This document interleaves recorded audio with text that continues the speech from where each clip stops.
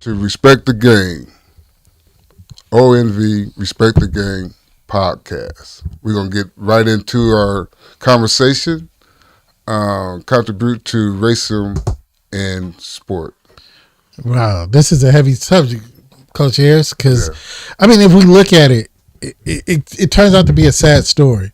You know, if we look at the overall where we are in sports and where we are in life in this country, and we're still battling some things that it's crazy, especially in one of the most profitable industries that Black people contribute to. Yeah. Well. Yeah. And just to feed off what you're saying, in the ways we contributing and we're elevating to. Now we're trying to get into the board room and everything. So that's a fight too, because the status quo want the board room to stay white, to be honest. And but I think that goes all the way back to what we teach our children at home and what we teach each other at home and everything. For example, and Coach Ayers, he shared this with me. We used to coach AAU basketball, and we had white team, whites and blacks mixed together.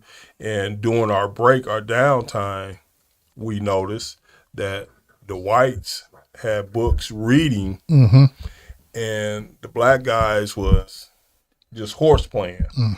You know, so just self-awareness, self-knowledge, self-educated.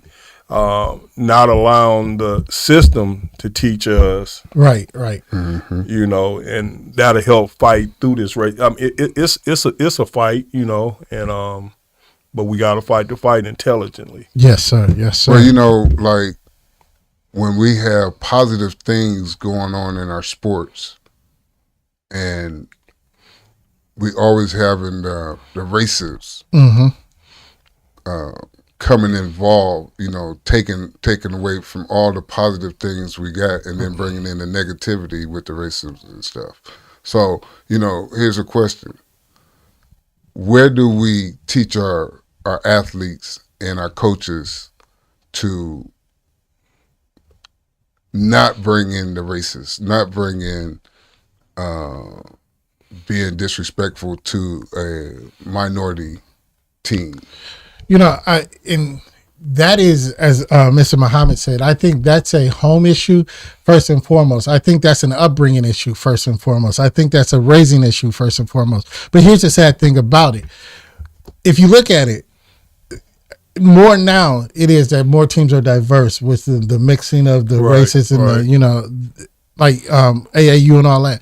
But think about it. There are some AAU teams that are still white. There's some AAU teams that are still black. There's some schools in districts that's still black and still white. I think it was in Colorado. They had a big problem over the last 2 seasons in Colorado during the basketball season where like the fans, they have canceled games and where fans and people, you know, they're making racial slurs and everything. And that is people in the stands. Not only is it people on the court or on the field, but it's people in the stands. So that tells you it's bigger than sports, and it filters down into it. Because if my son is on that team and somebody's calling him a monkey or making monkey sounds, and you know we're in a town where or a district where it's just all white people, we're gonna feel some type of way.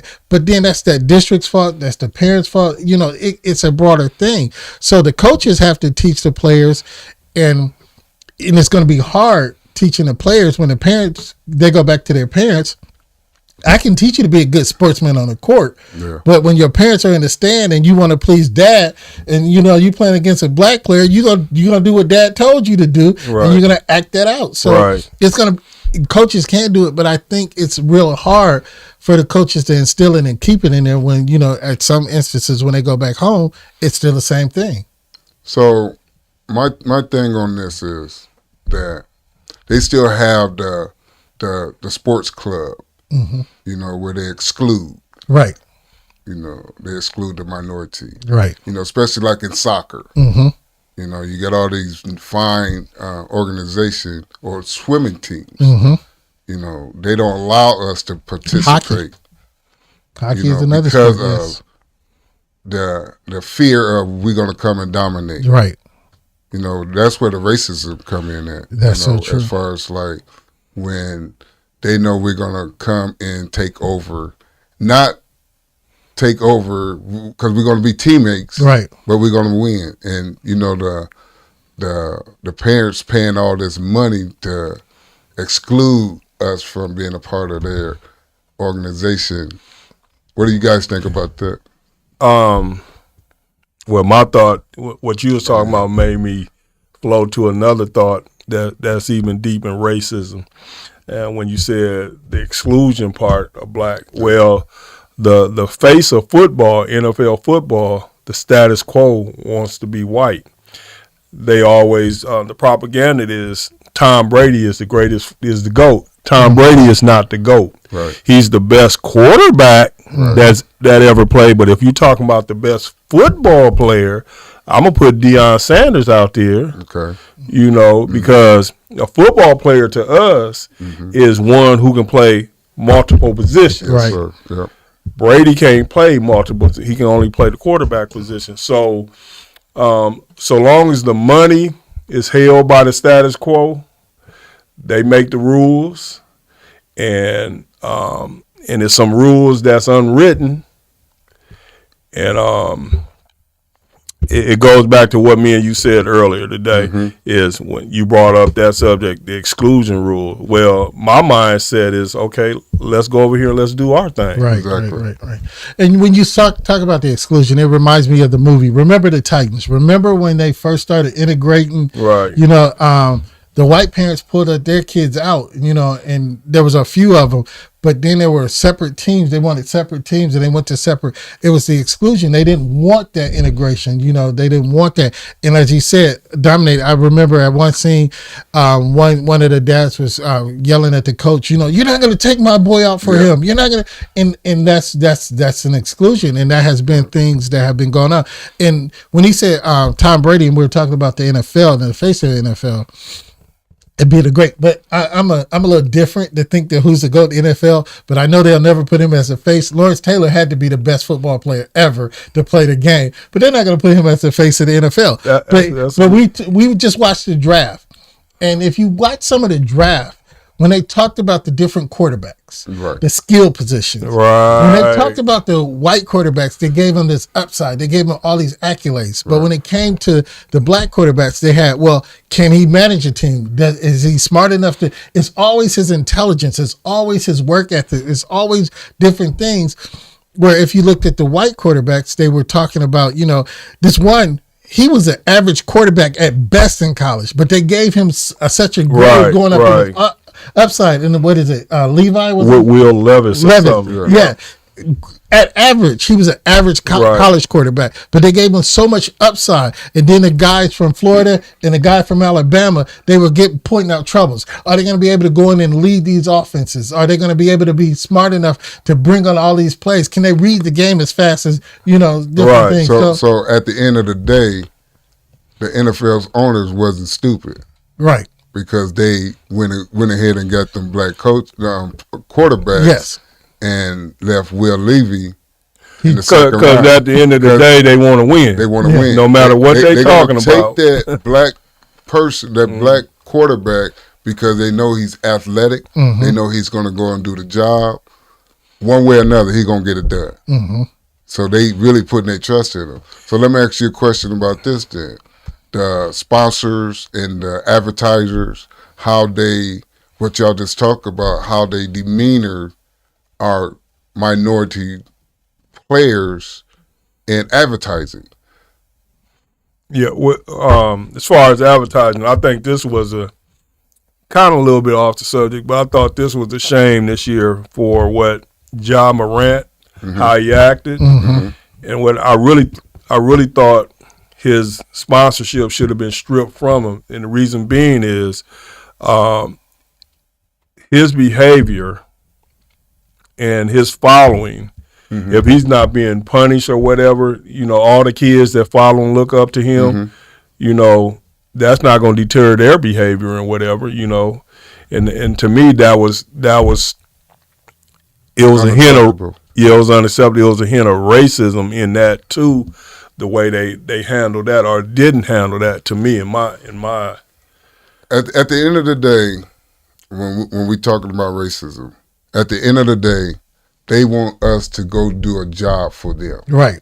Whatever he's doing on the side, being out of order, at the end of the day, they're gonna make it to where he get an opportunity to go out there and perform for them, so they can make their money. Right. Well, and I think that changed because let's look back. Allen Iverson. Y'all remember Allen Iverson? Right. The NFL changed the suit rule for Allen Iverson. They were saying, not NFL, the NBA. I'm sorry, the NBA. They changed the suit rule for Allen Iverson because Allen Iverson is from Newport News, Virginia. I don't know if y'all ever been there. It's a very impoverished area, and so Newport News. And Allen Iverson carried himself in a certain way. He was the first one that really primarily wore braids in his hair. He wore the baggy clothes.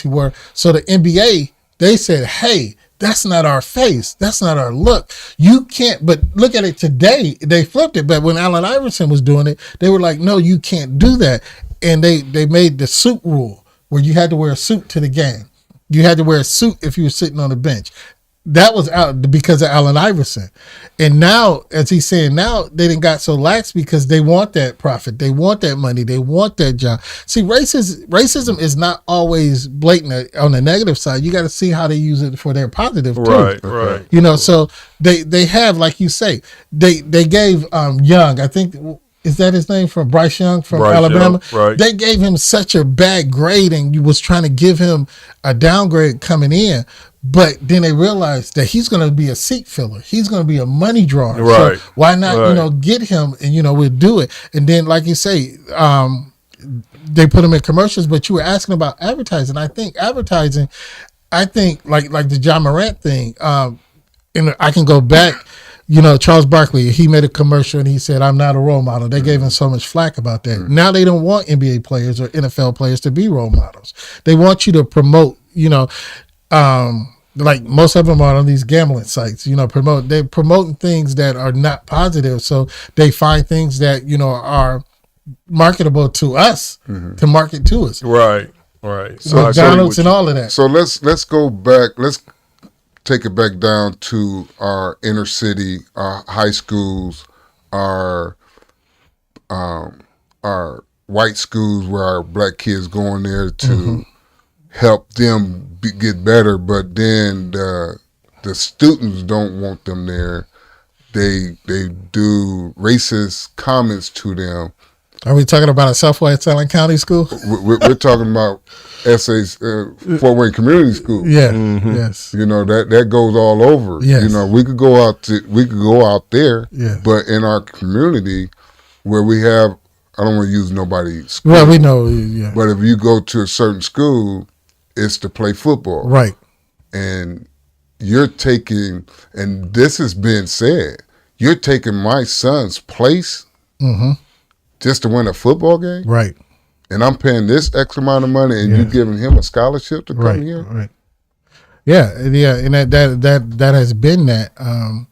Because as you say, and that goes back to, like I say, remember the Titans, when they think that when racism is used for a pawn, and again, think about it, that's racist for them to just get that kid there just for that purpose. They're using that just for a profitable gain, whatever it is. They're not using that kid to bring him, we want to give you a good education. Well, that's not the purpose. You can shoot a basketball, you can run a good 40, you're a great thrower on the, so they're using them for what they can use them for. And 9 times out of 10, when they're done with them, where are they? Yeah, I think I always thought this, that Fort Wayne Community Schools, the way they run their athletic programs is, I got to say, is racist. The reason being is, and man, you talked about this when we was back doing AAU coaching.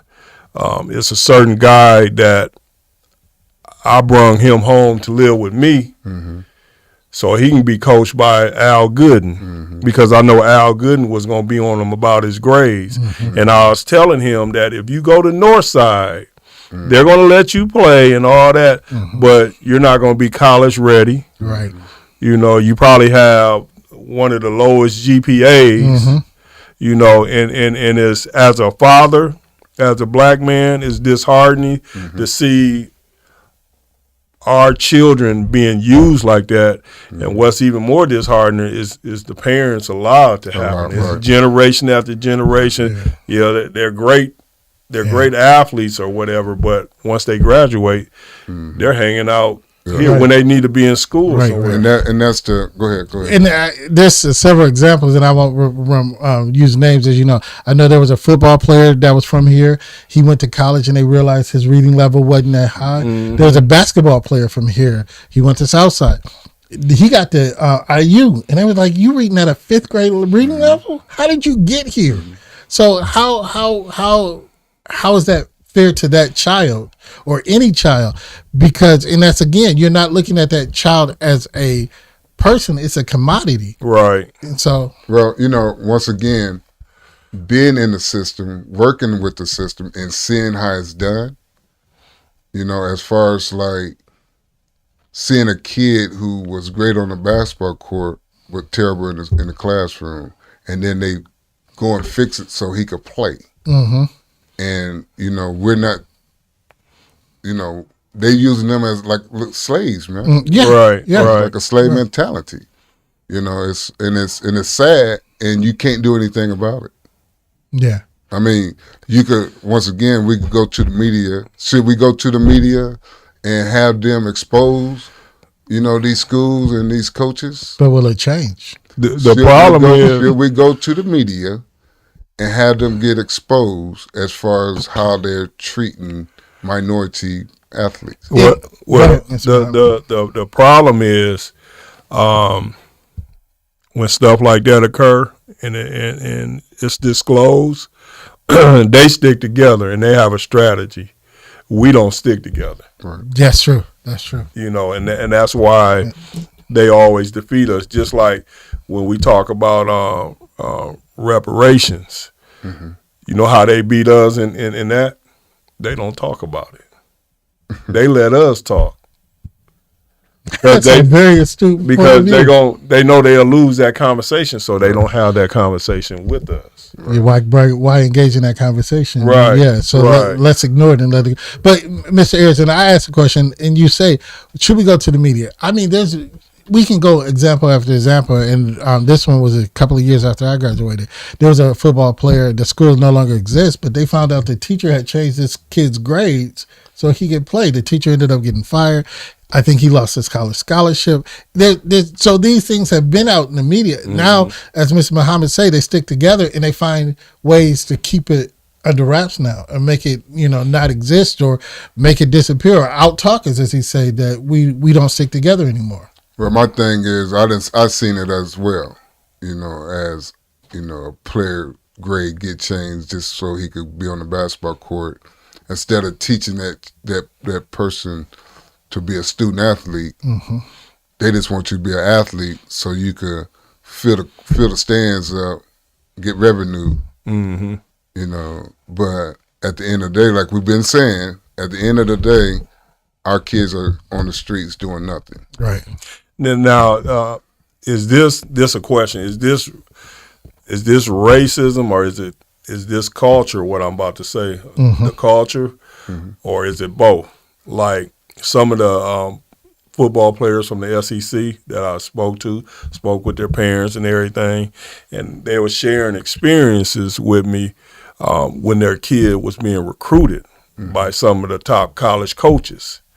Now, when the college coaches come into a white home, they talk to the dad, they talk to the mom, or they might talk to both of them. But their strategy when they come into a black home, they ignore the male and talk to the female and talk to the woman. The mother. That's the their strategy, and they actually said that. Well, the majority of the time they're going into. I'm just saying. Majority of the time, but sometimes they're not. So that man that was there, being a man, being a father, and he's sitting in this meeting and he's totally being ignored. This is what a father told me. He said he got up and he walked out the room. Mm-hmm. So And was that? I think it's a little bit of both. I think it's primarily because the strength and the guidance of a black man, because you're not going to let your son, if you're an active father, you're not going to let your son just go anywhere and do anything. Right. So they deter him, and they pull on. And it's funny that you say that. One of our black coaches, and I was a fan, and you mentioned him, Deion Sanders, kind of perpetuated it that The statement comment he made? when he said that when he looks for skilled players, Yeah, he I looked heard for that. Yeah. two-parent homes because they're the different ways that they're raised. But when he wanted a savage or somebody to go out there and be brutal, he looked for a single mom home. Right. And I was like, that is just That was so demeaning. Yes, and so stereotypical that but these are the things that when they go out, these are things. He only said it because it's true. He heard it, he said it, and it's a practice that is being done. Yeah, I just don't think that was a good statement to be said as a black man, knowing that we struggle with single moms. And Yes. Well, one parent. that's kind of what, and not coming to his defense, that's kind of what he was saying. He was saying because of the struggle, the kid is hungrier, and he want to get his mom and them out that situation. So therefore, he's going to put forth greater effort or energy to be successful on the defensive side. Only thing I'm gonna say, he contradicted himself because his son is a quarterback, came out of single dad. Yes. No, but he didn't, because you to hear what he said, he was comparing how he recruit the offensive side and how he recruit the defensive side. Okay. So his son is on the offensive side. His son is a quarterback. Right, He said he want his quarterback to have a come out of a mother two-parent and home. a two-parent home. Yeah. Right. Yeah. His son is from his first marriage, correct? Correct. Yeah. Yeah. Yeah. So anywho, that's a conversation that Well, yeah. we could talk about on down. But I like to, really think of some things how we could get to our young people to help them with because they deal with a lot of racism in their schools, and there's nobody there to help them get through it. You know what I'm saying? Because what they do, they bring out the anger part of it. Mm-hmm. As soon as they get Yeah, the problem, I mean, the truth to it is, the problem is we as black people, we bow down to the system too much. scared of it. They either scared of it, or they scared of losing something from it. Mm-hmm. And if you raising children and they seeing that, they're just going to act how you act when they get in that situation most of the times. But it all goes down to the home, man, the teaching. It goes down to the church. It goes down to the mosque or whatever.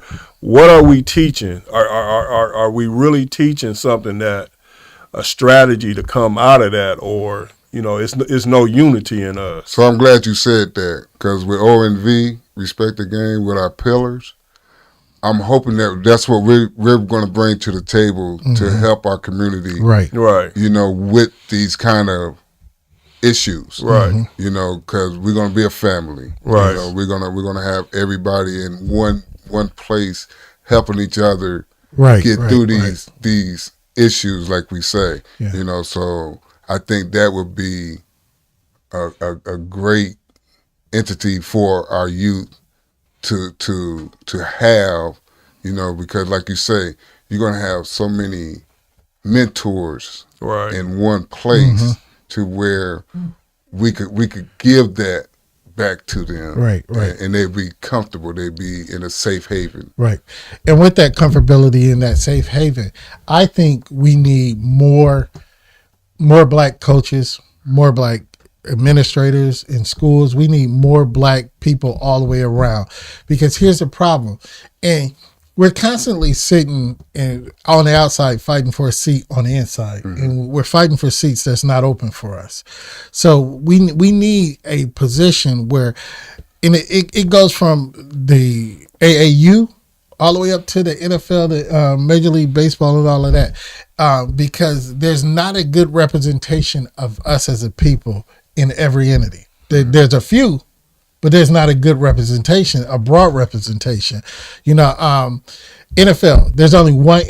There's no black owners in the NFL or the hockey. There's only one in the NBA, and we all know that's Michael Jordan. And there's only two in Major League Baseball, and Magic Johnson is one of them. So then in the offices, as he said, NFL head jobs, I think there's only 3 head coaches, black head coaches in the NFL right now. Only 3.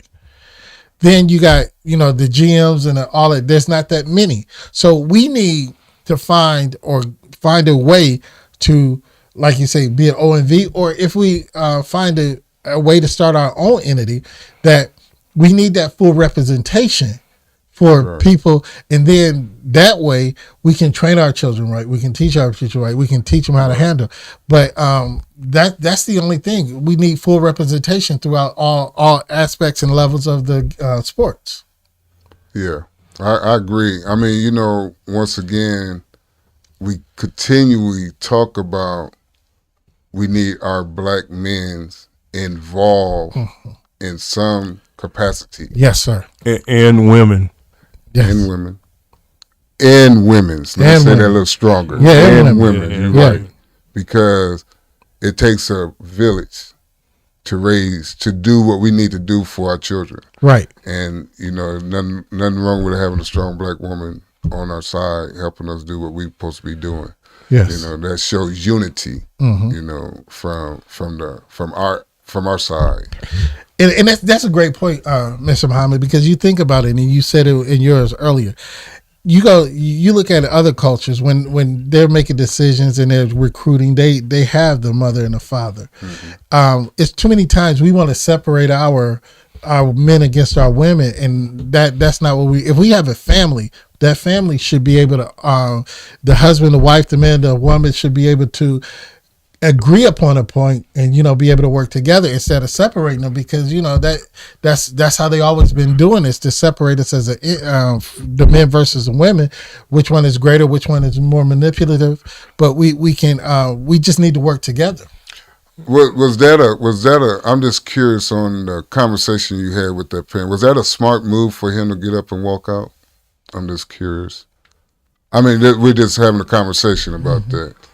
I can't say whether it was smart or not. If it was me, I would have had something to say. I wouldn't have walked out. No, I guess that's what I was. Because here's what's happening. Like I always we hear, like you just made the point that it's not enough blacks in the business part of sports or whatever, or the coaching part of sports, but down to the grassroots level, when like most of these guys just with the draft, they chose white agents or white. You see what I'm saying? Yes. So now when their career is over and they're looking for a job, the first thing they're going to say, well, they're not hiring me because I'm black. Well, you didn't hire a person when it was your turn. Right. Right. So I don't know of many. I know a few black agents, but I don't know any real black agents anymore. You see a few. I think Rosenbaum, he has the lock on it. It's even women NFL agents. So it's expanding. Yeah. They still have a majority, and that's And that's cool. I'm still stuck on that about the dad. For some reason, because I know for a fact that you wouldn't have walked out that room without ordering that person to. The mentality of black men in the North is different from the mentality of the black men in the South. And the black men in the South is more submissive to the white power structure than we are. Okay. That makes sense. This was a great conversation. Yes, it was. I wish we had more time to talk about it. So look like we're gonna have to bring that back up. We have to bring this back up. It's a deep conversation. We enjoyed the crowd listening in, the audience listening in. We had a great time with you. We'll see you next time on ONV Respect the Game podcast.